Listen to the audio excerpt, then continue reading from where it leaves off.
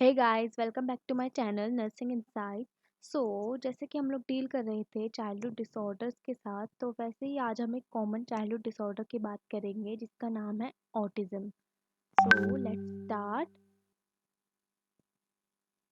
Autism is also known as autism spectrum disorder. Autism को हम autism spectrum disorder के नाम से भी जानते हैं।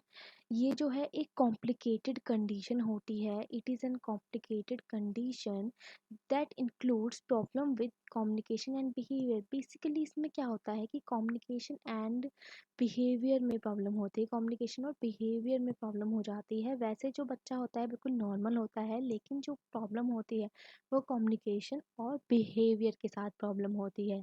ठीक है, अभी इन्होंने ऑटिज्म की एक यहाँ पे पिक्चर दिखाई हुई है जिसमें ऑटिज्म की फुल फॉर्म दे रखी है, जिससे हम एक बच्चे को आइडेंटिफाई कर सकते हैं, ऑटिज्म वाले बच्चे को, या फिर उसके हम कैरेक्टरिस्टिक्स बोल सकते हैं एक तरीके से। ठीक है, जैसे कि ऑटिज्म, ए से ऑलवेज, यू से यूनिक, टी से टोटली, आई से इंटरेस्टिंग, एस से समटाइम्स, एम से मिस्टीरियस। मतलब कि ये जो बच्चे होते हैं हमेशा यूनिक होते हैं, इंटरेस्टिंग होते हैं और कभी कभी मिस्टीरियस भी होते हैं। ठीक है, तो ये हमारे एक तरीके से कैरेक्टरिस्टिक्स हो सकते हैं ऑटिज्म के। और ऐसा नहीं है कि ये जो है बच्चे कॉग्निटिव इम्पेयरमेंट होती है इनके साथ, ऐसा कुछ नहीं होता। ये बच्चे जो हैं ये मैथ्स में, आर्ट में, म्यूज़िक में, इन सब में ये जो अच्छे होते हैं, लेकिन इनको जो बेसिक प्रॉब्लम होती है वो होती है कम्युनिकेशन के साथ। They can not able to communicate but they unusually good at art, maths and memory.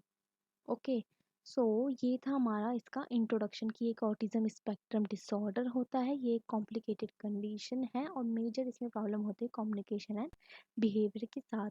अब हम डील करेंगे डेफिनेशन के साथ। तो डेफिनेशन है कि autism is a developmental disorder. Autism एक डेवलपमेंटल डिसऑर्डर है जो बेसिकली कैरेक्टराइज कैसे कर सकते हैं, हम इसको तीन टाइप से कैरेक्टराइज कर सकते हैं। सबसे पहले तो difficulty with social interaction, socially interact नहीं कर पाता किसी से। दूसरी चीज़ कि ये कम्युनिकेशन में प्रॉब्लम होती है।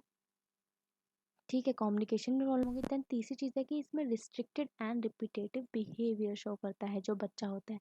एक तो सबसे पहले सोशली इंटरेक्ट नहीं कर पाएगा, दूसरी चीज़ कम्युनिकेट नहीं कर पाएगा, तीसरी चीज़ कि उसका बिहेवियर रिपीटेटिव और रिस्ट्रिक्टेड होता है। मतलब कि अगर वो एक टॉय के साथ खेल रहा है तो उसी टॉय के साथ ही खेलता रहेगा। अगर उसे कोई न्यू टॉय ला के देंगे तो नहीं, उसको नेग्लेक्ट करेगा, उसको रिजेक्ट करेगा, क्योंकि वो एक ही टॉय के साथ, एक ही चीज़ के साथ डिस्ट्रिक्टेड रहता है, उसी के साथ रिपीटेटिव बिहेवियर शो करता है। ठीक है, अभी यहाँ पे मैंने शाहरुख खान की पिक लगाई है माय नेम इज़ खान की, क्योंकि माय नेम इज़ खान में जो उन्होंने रोल करा है वो एक ऑटिस्टिक पर्सन का है। ठीक है, क्योंकि वो लोग जो है कम्युनिकेट नहीं कर पाते एक दूसरे औरों से अच्छे से, सोशली इंटरेक्ट अच्छे से नहीं कर पाते हैं। और ऐसा नहीं है कि उनकी जो स्किल्स हैं वो अच्छी नहीं होती, वो उनकी अच्छी होती हैं, बट उनको जो बेसिक प्रॉब्लम होती है वो कम्युनिकेशन में होती है। वो अपनी इमेजिनेशन में रहते हैं ज़्यादातर, दूसरों से इंटरेक्ट अच्छे से नहीं कर पाते हैं। और ऐसे ही यहाँ पे एक पिक है तारे ज़मीन पर जो मूवी थी उसकी, उसमें ये जो चाइल्ड होता है इसको भी ऑटिज्म होता है, ये भी एक ऑटिस्टिक चाइल्ड होता है। इसको भी, ये भी जो है ज़्यादातर अपनी इमेजिनेशन में रहता है। इसको भी कम्युनिकेशन और इंटरेक्शन में प्रॉब्लम होती है। तो ये जो है ऑटिज्म की एग्जाम्पल है। ठीक है, अब हम बात करते हैं इसकी एपिडेमोलॉजी। एपिडेमोलॉजी इसकी ये है कि ये जो है 1 आउट ऑफ एवरी 160 चिल्ड्रंस, मतलब कि 160 चिल्ड्रन में ये सिर्फ ओनली 1 चिल्ड्रन में देखने को मिलता है 160 में से। और ये है अकॉर्डिंग टू WHO। ओके, और ये ज़्यादातर बॉयज़ में देखने को मिलता है। It is 4 times more seen in boys as compare to girls. Okay, so अब बात करते हैं इटियोलॉजी, इसके क्या क्या कॉजेज़ हो सकते हैं। ठीक है, अब ये जो इटियोलॉजी के साइड में मैंने कुछ साइंस लगाए हैं, ये साइंस जो है ऑटिज्म शो करते हैं।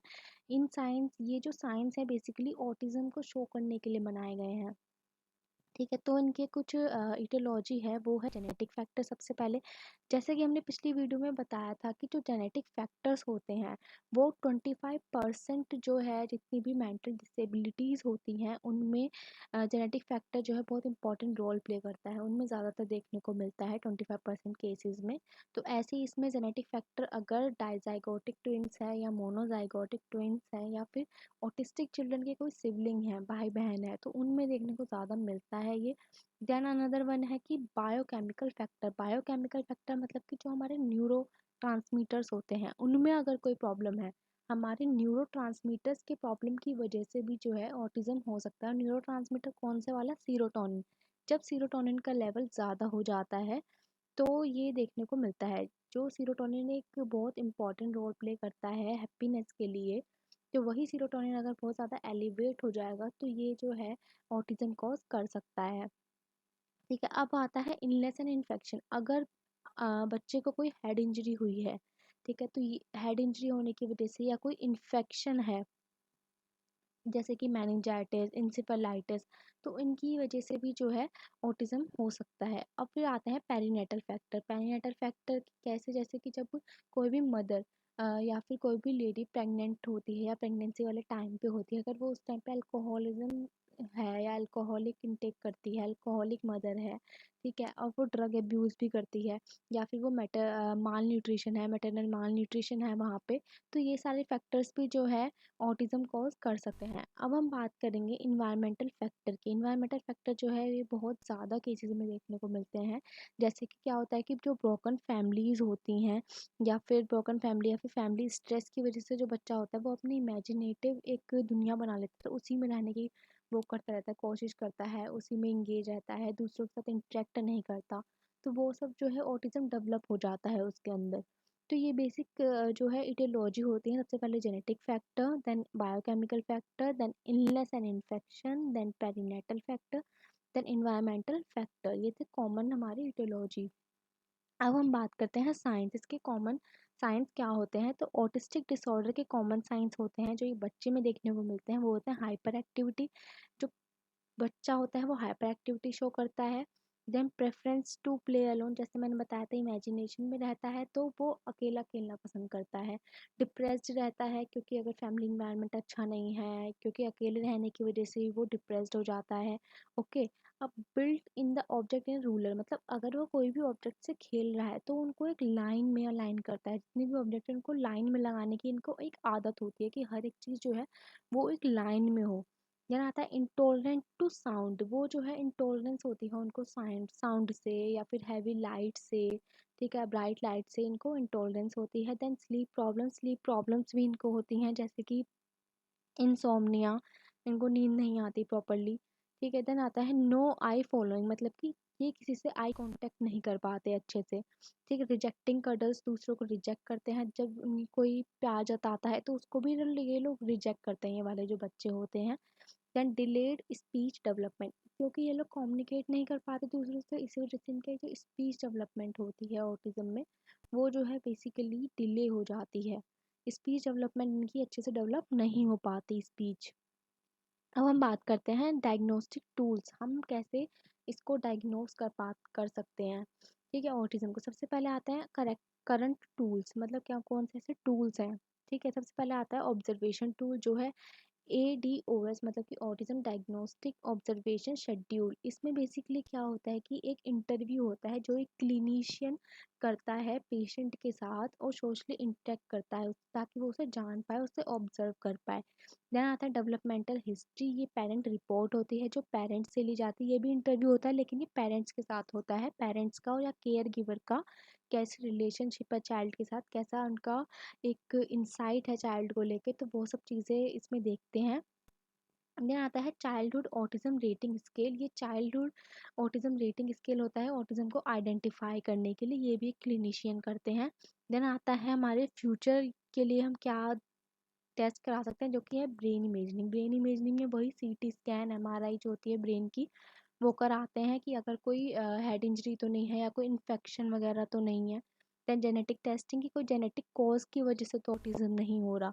तो ये थे कुछ कॉमन डायग्नोसिस जो ऑटिज्म में देखने को मिलते हैं। अब आता है ट्रीटमेंट। ट्रीटमेंट में आता है सबसे पहले फार्मेकोथेरेपी। फार्मेकोथेरेपी मतलब कि मेडिकेशन से ट्रीटमेंट। ये जो ट्रीटमेंट होता है हमेशा सिम्प्टोमेटिक होता है, सिम्टम्स के हिसाब से इसको ट्रीट करते हैं। जैसे कि अगर पेशेंट हाइपर एक्टिविटी शो कर रहा है तो उसको एंटी साइकोटिक ड्रग्स देंगे, जिसका एग्जांपल है रेस्पेरिडोन। ओके। अभी अगर वो डिप्रेशन शो कर रहा है तो उसको एंटी डिप्रेसेंट देंगे।